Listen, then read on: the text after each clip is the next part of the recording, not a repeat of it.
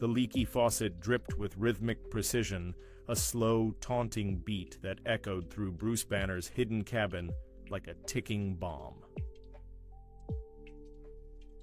Drip, drip, drip. Bruce sat at his small, handmade kitchen table, staring at the offending fixture. It wasn't the day's battle with Gravitas, a new gamma-powered adversary capable of manipulating gravity, that pushed him toward the edge. No, it was this: a worn-out washer, a rusty pipe, and a smug little leak that refused to be ignored. He had come to the woods for peace, solitude, control, a chance to live in silence with his thoughts, and to keep the Hulk away from anything that might provoke him. After months of building a life in this hidden place, this faucet threatened to unravel it all. He inhaled deeply, setting his tools neatly beside the sink. "I am a scientist," he muttered, rolling up his sleeves. "I've rebuilt particle accelerators under enemy fire. I can handle a faucet." He tightened the main valve and twisted the faucet's handle. Nothing. Promising. But then, drip. He clenched his jaw and removed the handle. Peering inside, he carefully unscrewed the corroded cartridge. It hissed slightly as it released pressure. Not ideal, but manageable. He'd bought a replacement from the local hardware store, 3 towns away. He was prepared, until he dropped it down the sink. It bounced once, kissed the edge of the drain, and vanished.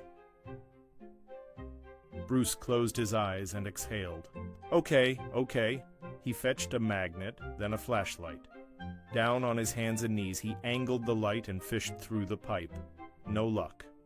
His fingers, too big even in his calmer state, couldn't reach the part. No problem. He could improvise. 10 minutes and 1 bent coat hanger later, he had successfully lodged the wire further into the pipe and punctured a secondary connection. Water gushed from the seam. He stumbled back. No! He yanked the coat hanger free. The water slowed to a trickle. Not stopped, just slower. But now the original leak was accompanied by a slow wheeze from the pipe, like the cabin was sighing with disappointment. He grabbed his wrench. The old steel-headed tool had been reliable for years. It gave a soft click as he fastened it onto the pipe joint. Twist. It held. Twist harder. It resisted. Come on, he muttered through gritted teeth. He twisted harder. Snap. The wrench's head sheared clean off. Seriously? He growled, voice deepening.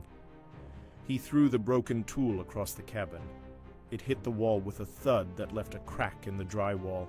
His hands trembled. His breathing quickened. He repeated his mantra. Calm. Breathe. I'm not angry.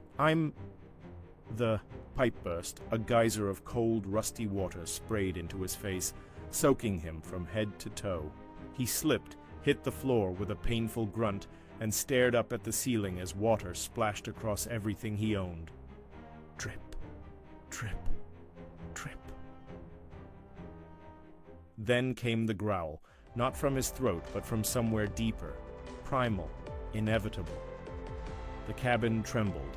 Birds scattered from trees. A pair of squirrels froze mid-chatter. Then, crash! The walls bulged outward. The roof lifted slightly before collapsing half back into place. A massive green fist erupted through the floor, pulling up several planks like paper. The Hulk rose, roaring into the rafters as wood splintered around him. Faucet forgotten, he turned and stared at the kitchen. Water sprayed from the broken pipe, now comically small next to him. Hulk frowned. Faucet broken. With surprising gentleness, Hulk crouched. He reached for the leaking pipe, but his finger crushed it like a straw.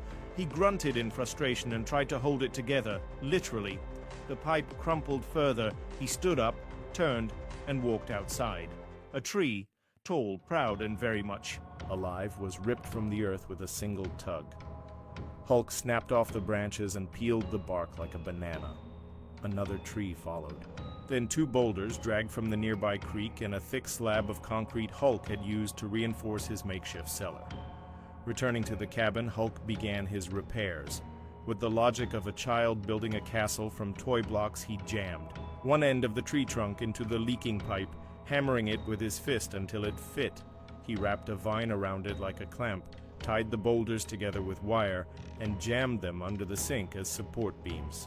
The concrete slab was wedged over the entire mess, effectively sealing the water in and the kitchen out. He stepped back and admired his work. The water had stopped. The cabin was fixed, sort of. Hulk took a deep breath. The surge of rage passed, and green gave way to pink as Bruce slowly returned. Naked, soaked, and covered in sawdust, he stared at the chaos. Half the roof was gone. The walls leaned outward at odd angles. A tree trunk now served as a support beam, and where once there had been a sink, now stood what looked like a prehistoric water altar. His shoulders slumped. "Perfect," he whispered. A slow clap echoed from outside. Bruce turned, startled, and found himself face to face with his neighbor. Otis, an elderly woodsman with a beard like a snowdrift and eyes as sharp as axes. Otis had seen it all: forest fires, grizzly bears, alien invasions on the horizon. Nothing surprised him. "Hell of a fix you did there," Otis drawled. Bruce opened his mouth to apologize. Otis raised a hand. "No need. I've tried fixing that." "Exact pipe. Damn thing's cursed. You might be the first man to actually stop it." "By demolishing half the cabin," Otis shrugged. "Efficiency's a form of genius. You didn't dance around the problem. You solved it. Loudly, aggressively, but solved it." Bruce sighed. "I destroyed everything." Otis squinted at the remains. Still got 3 walls. More than I had after my divorce." Bruce laughed despite himself. Otis stepped forward, tapping the tree trunk. "Good choice of lumber. Pine's flexible. Might last you a season." Bruce stared. "You're serious?" "Why not? Most folks get too precious about perfection. Sometimes you need brute force and a willingness to get your hands dirty or green." Bruce rubbed his eyes. "I was just trying to fix a faucet." Otis patted his shoulder. "Son, the universe don't care about faucets, but it respects commitment. Next time, try rebar for reinforcement. Also, if you're gonna use trees, try cedar, better against mold." Bruce looked again at the bizarre construction. It was hideous, asymmetrical, wild, but functional. "I'll keep that in mind." Over the next few days, Bruce made minor adjustments.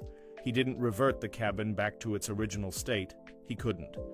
Instead, he leaned into the chaos. Using Otis's advice and Hulk's instincts, he reinforced the walls with boulders and salvaged parts. He built a roof from intertwined branches and thermal blankets. It was part bunker, part treehouse, and entirely unique. He even made peace with the faucet. It still dripped sometimes, but Bruce didn't flinch anymore. Instead, he learned to laugh. He discovered that not every problem required surgical precision. Sometimes the solution was messy, over the top, wild. But it worked. And in a strange way, he respected Hulk more for it. Hulk, who didn't think, he acted. Hulk, who didn't fix the faucet so much as obliterate the concept of failure and rebuild from the rubble. Bruce learned something unexpected in that disaster. Power, even when uncontrolled, could be channeled. If not tamed, then at least respected. One morning, Otis appeared with a roll of blueprints. I was thinking, "You ever consider an outdoor shower?" Bruce blinked. "With running water?" Otis grinned. "More like falling water. Got a waterfall. 1/2 mile north. We can divert it." Bruce hesitated. "You realize how this ends, right?" "Oh, I do. But I figure if Hulk's gonna help, we might as well build something legendary." Bruce looked at the cabin, at the forest, at the sky, then he smiled. "Let's do it."